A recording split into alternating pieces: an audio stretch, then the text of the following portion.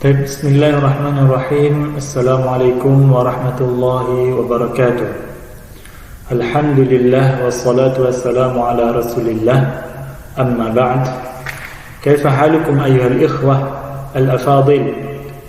أسأل الله أن يمنحكم الصحة والعافية ويزيدكم بالعلم والبركة والحماسة أيضا في طلب العلم، لأن طالب العلم دائما يحتاج إلى زيادة العلم.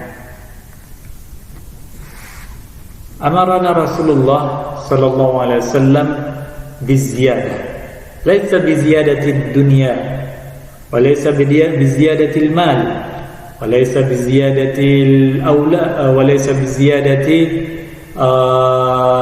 الأغراض الدنيوية، لا، ولكن بزيادة العلم. فهمتم؟ طيب أيها الإخوة، تعلمنا في الأسبوع الماضي عن حديث الأحكام من كتاب تيسير العلم شرح عمدة الأحكام، وهو كتاب نافع ومفيد إن شاء الله لنتدارس ونتعلم فيما بيننا. أيها الإخوة الأفاضل، قد درسنا في الأسبوع الماضي في كتاب الجنائز، وقد عرفتم ما معنى الجنائز، وهو من مفرد الجنائز ماذا؟ وهو جنازة. أما الميت ماذا يسمى؟ جنازة. أما المكان أو الآلة التي تهمل عليها الميت ماذا يسمى؟ وهو جنازة. طيب، الآلة هذه تسمى جنازة، أما الميت هو الجنازة. طيب، وقد عرفتم فيما يتعلق بها يعني في الجنائز من التغسيل والتكفين والدفن. طيب، ثلاثة أمور: تغسل وتكفن وتحفر القبر وتدفن فيه. أما الحقوق، طيب، عرفتم أيضا الحقوق المالية المتعلق بالميت بالجنازة، ثم الحقوق التي تتعلق بجنس الميت في نفسه. طيب، مثال من حيث التكفين والتغسيل والدفن. أما الحقوق المالية وهو الوصايا والفرائض. طيب، فهمتم؟ طيب، الآن نخطو إلى الدرس الجديد. طيب، قبل أن ندخل إلى الحديث سأبين لكم سأبين لكم ماذا يسن لمن حضر المريض، وماذا يسن لمن حضر الشخص الذي قرب أجله. طيب، ينبغي للمسلم زيارة المريض، وهو من حق المسلم. فهمتم؟ حق المسلم على أخيه وهو زيارته عند مرضه، ويوصيه بالصبر، ويدعو له بالعافية. طيب، وإن كان قرب أجله يلقنه بالشهادتين باللطف وتوجيهه إلى قبلة أيضا. هذا لمن قرب أجله. طيب، وإذا مات هذا الشخص يغرق أو يغمض عينه. طيب، ولينت مفاصله، لينت مفاصله، هذا يلين، يدلك. طيب، وأسرع بتجهيزه أيضا، هذا ما يسن في من مات أو في من توفي. طيب، لأن ماذا؟ لا يسرع في تجهيزه هذا يضر يضر على الميت، لأن الميت والصالح الميت الصالح يريد أن يلقى ربه، إذا نؤجل سوف يحزن. طيب هكذا قيل مشايخنا.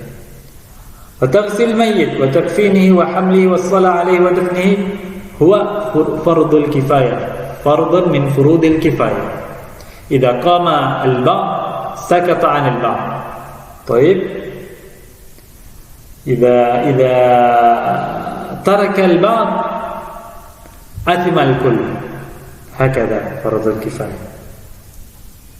فهمتم؟ طيب ثم نريد أن نبين كيفية الصلاة، صفات الصلاة عليه.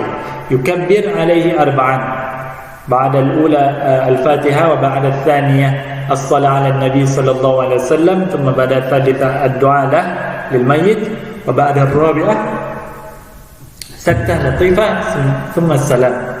هكذا. فهمتم؟ قال الشيخ الإسلام الذي ثبت في السنن عن النبي صلى الله عليه وسلم أنه كان يقوم على قبر الرجل من أصحابه إذا دفن ويقول سلوا له التثبيت فإنه الآن يسأل، سلوا له التثبيت فإنه الآن يسأل. Nah, mintalah dan berdoalah kepada mayat tersebut ketetapan hati dan keistiqomahan dalam agama Islam, karena dia sebentar lagi akan ditanya. Taib, fahimtum? Wa qad thabata anna al-maqbur yus'alu imtihan. Karena telah ditetapkan dalam ataupun diceritakan dalam hadis bahwa ahli kubur itu ditanya dan diuji oleh malaikat. Taib, alan nadkhul fil hadis babu fi sholati 'ala al-ghaibi wa 'ala al-qabr. Bab pada menyatakan tentang salat gaib dan salat di atas kuburan. Baik. Hadzal bab yata'allaq bis salat, laisa bis salat al janazah, walakin bis salat al ghaib. Kaifa ma mafhum salat ghaib? Mata syakhs fi Jakarta. Baik. Wa anta fi Purwakarta. لكن لا تستطيع أن تحضر إلى جاكرتا. طيب ماذا نقول تعزية للتعزية لا تستطيع أن تحضر إلى جاكرتا. قد توفي ويريد أن يدفن هذا الميت، يريدون المجتمع أن يدفنوا. طيب Nah, وأنت تريد أن تصلي عليه، أن تصلي جنازة؟ لا، لأن الجنازة لابد من شرطها حضور أمامك، هذا صلاة الجنازة. أما لا يحضر أمامك وتصلي عليه كصلاة الجنازة يسمى صلاة الغائب. فهمتم؟ طيب. والصلاة على القبر ليس الصلاة المفروضة، لكن الصلاة الغائب، الصلاة على الغائب. طيب. الحديث الثاني والخمسون بعد المئة. Jadi saya ulang tadi ya, apa yang saya ungkapkan dengan bahasa Arab, bahwa bab ini menyatakan tentang salat ghaib, ya, salat kepada mayit yang ghaib, bukan salat jenazah yang mainnya langsung di depan kita salatkan, itu dinamakan salat jenazah. Tapi kalau misalnya kita salat jenazah tetapi jenazahnya itu tidak ada di depan kita, misalnya jenazah itu ada di Jakarta, kita di Purwakarta, kita ingin salat karena bisa jadi dia itu teman kita, bisa jadi guru kita, ataupun orang yang kita sayangi, yang kita kenal. Nah, maka kita bisa salat gaib dari Purwakarta. Ya, bisa salat gaib dari Purwakarta. Cara pelaksanaannya sama dengan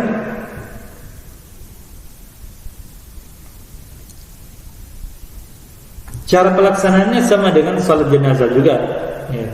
Baik, fahimtum? Baik, al-hadits ats-tsani wal 50 ba'da al-mi'ah. Hadis 152. An Abi Hurairah radhiyallahu anhu qala na'an nabiyyu sallallahu alaihi wasallam an-najashiyya fil yawm alladhi mata fihi wa kharaja ila al-musalla wa saffa bihim wa kabbara arba'an. Nukarrir an Abi Hurairah radhiyallahu anhu qala na'an nabiyyu sallallahu alaihi wasallam an-najashiyya في اليوم الذي مات فيه وخرج إلى المصلى وصف بهم وكبر أربعا. طيب كرروا معي يلا كرروا معي. Ayo kita baca hadisnya sama-sama. 1 2 3. An Abi Hurairah radhiyallahu anhu qala نعى النبي صلى الله عليه وسلم النجاشية في اليوم الذي مات فيه وخرج إلى المصلى فصف بهم وكبر أربعا. طيب هذا حديث الأول في باب في الصلاة على الغائب أو على القبر.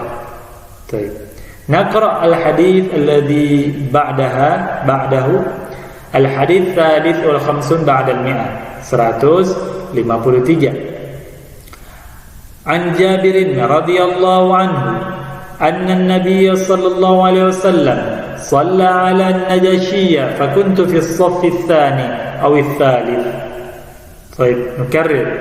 عن جابر رضي الله عنه أن النبي صلى الله عليه وسلم صلى على النجاشي فكنت في الصف الثاني أو الثالث. طيب كرروا معي. Ayo ikut semua kita bacakan hadisnya. عن جابر رضي الله عنه أن النبي صلى الله عليه وسلم صلى على النجاشي فكنت في الصف الثاني أو الثالث. طيب فهمتم؟ طيب الغريب. Mana al-gharib? Al-gharib ini yang asing ya. Kalimat yang asing yang harus dijelaskan, harus dipahami. أولا نعاه ينعاه بفتح أوله والنعي الإخبار بالموت. ما معنى نعى؟ نعى artinya adalah nama artinya i'lan, al-i'lan. Baik, mengumumkan, al-i'lan bil maut, mengumumkan bahwa si fulan meninggal. Baik.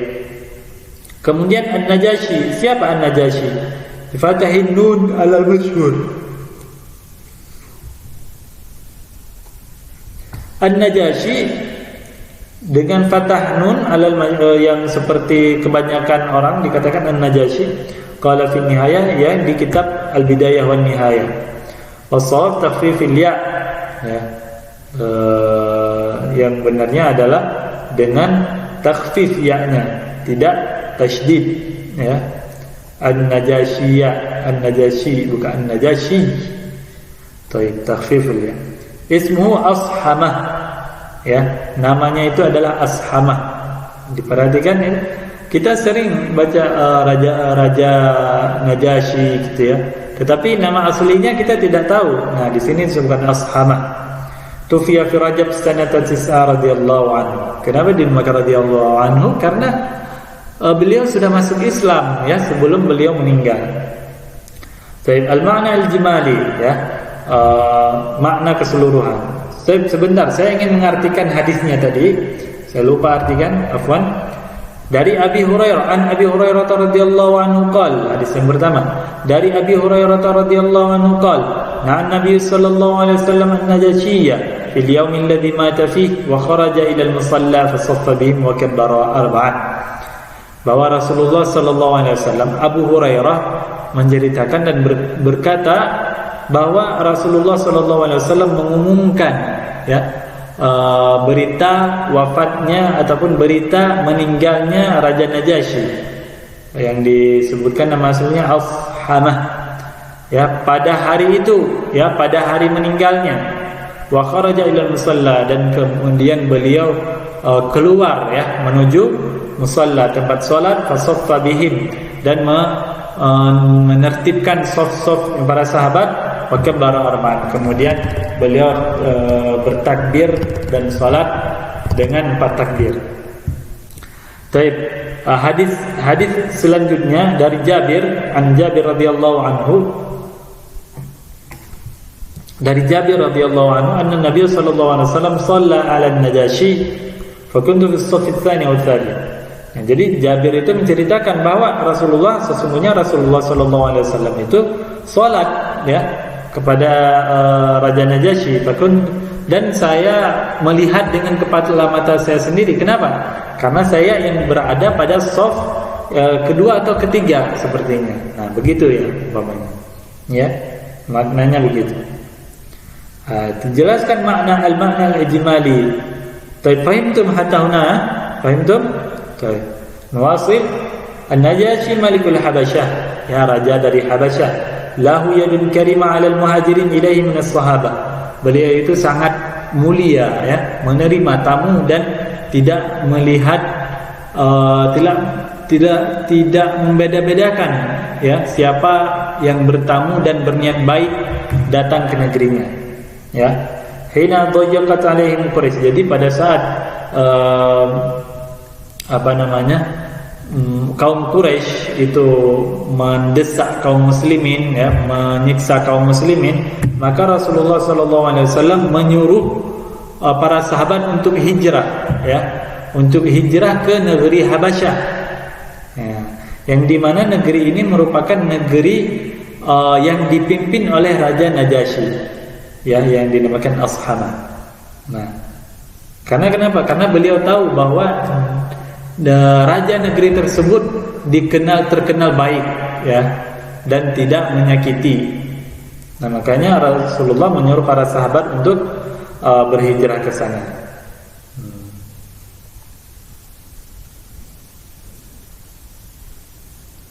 Baik.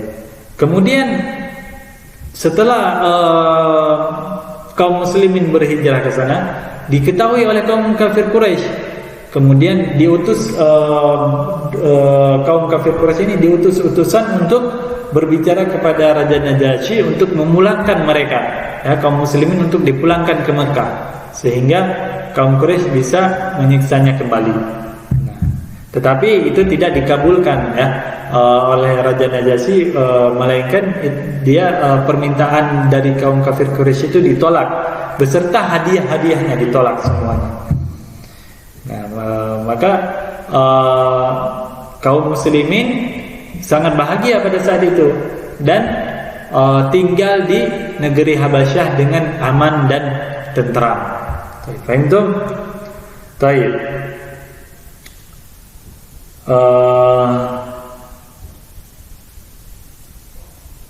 Wa hadha al-ma'na al-ijmali. Baik.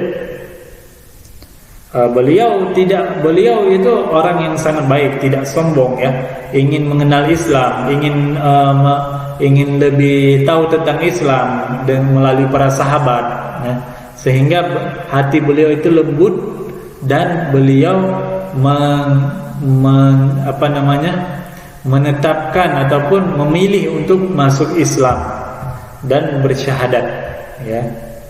Sehingga beliau tak lama kemudian setelah beliau Islam, kemudian beliau dipanggil oleh Allah Subhanahu wa taala, dan ini merupakan nikmat yang sangat besar yang diberikan oleh Allah kepada manusia ya. Baik, sekarang kita sudah membahas tentang makna al-ijmalinya dan makna hadisnya juga. Kemudian kita bahas tentang hukum, karena hadis ini adalah haditsul ahkam. Nah, haditsul ahkam. Baik. Ikhtalafa ulama fi shalah 'ala al-ghaib. Jadi para ulama berbeda pendapat ya tentang salat ghaib ini. Yang pertama pendapat Abu Hanifah wa Malik. Dhahaba Abu Hanifah.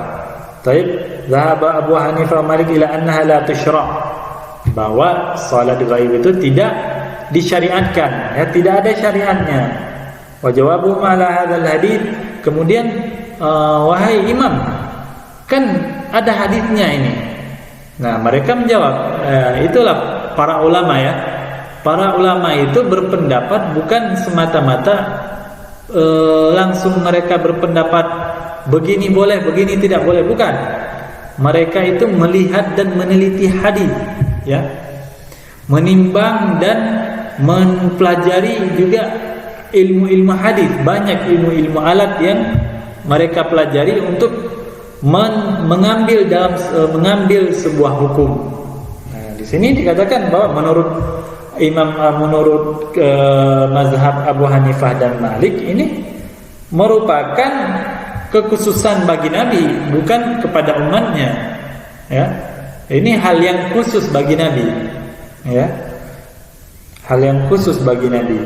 Seperti hal yang khusus bagi Nabi apa? Menikah lebih dari 4. Nah, itu hal yang khusus bagi Nabi. Nah, kemudian apalagi ini adalah hal yang khusus bagi Nabi, mereka menjawabnya.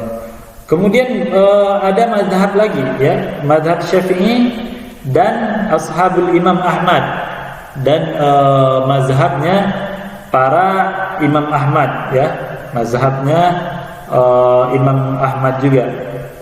Baik. Murid-muridnya Imam Ahmad, apa yang mereka katakan? Mereka mengatakan bahwa annaha masyru'ah, salat ghaib ini ada syariatnya, boleh dikerjakan, ya, bisa dikerjakan. Lihadhil ahadits as-sahihah, karena hadisnya sudah ada jelas, ya, sahih. Nah, itu makanya dikerjakan, ada syariatnya. Kemudian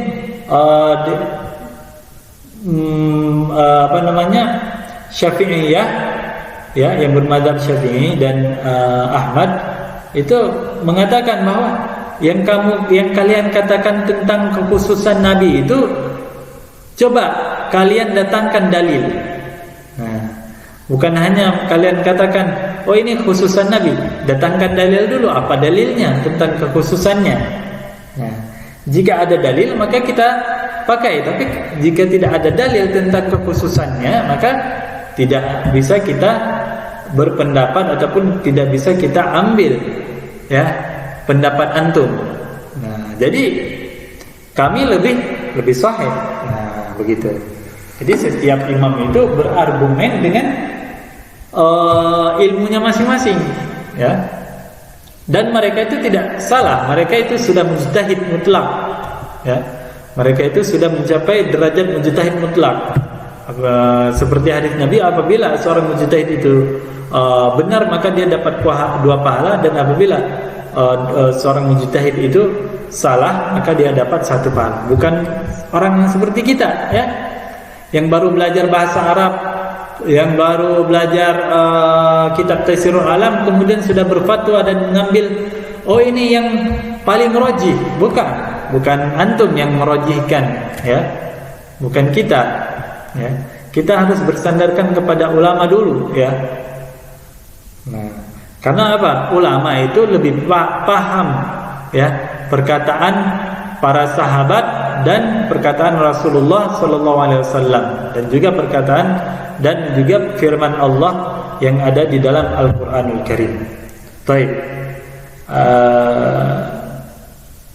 أظن نكتفي بهذا القدر من الدرس لأن المادة طويلة طبعا، ونقسم إلى قسمين إن شاء الله، وفي الأسبوع القادم سندرس القسم الثاني من هذا الباب. طيب، فهمتم حتى هنا؟ فهمتم هذا الباب؟ طيب. Jadi saya ulang lagi bahwa al-gharib, kita harus tahu al-gharib, ya, Na'a dan Najasyi. Sudah tahu Na'a itu adalah ikhbar atau i'lan, memberitakan berita meninggal. Kemudian makna ijmali tentang Najasyi, bagaimana kaum muslimin datang ke negeri Habasyah, bagaimana perlakuan Raja Habasyah kepada kaum muslimin. Kemudian datangnya para kaum kafir Quraisy untuk menarik lagi kaum muslimin. Nah, itu semua di makna ijmali. Kemudian setelah makna ijmali kita bahas tentang hukum. Nah, ikhtilaful ulama, hukum tentang salat gaib itu ada perbedaan di antara ulama. Yang pertama, Imam Abu Hanifah dan Imam Malik mengatakan itu tidak disyariatkan karena itu merupakan khususan Nabi. Sedangkan Imam Syafi'i dan Imam Ahmad beserta pengikutnya itu diriwayatkan bahwa itu masyru'ah. Nah, disyariatkan, ya. Dan perkataan kalian itu tentang kekhususan Nabi itu harus ada dalil yang menentukan itu. Tidak bisa kita ambil, kita bisa katakan ada kekhususan Nabi, kita yang menentukan. Nah, tetapi kalian harus datangkan dalil baru kita terima. Nah, hadza huwa ma astati an ashraha lakum wa asallahu an yanfa'ana bima 'allamtana.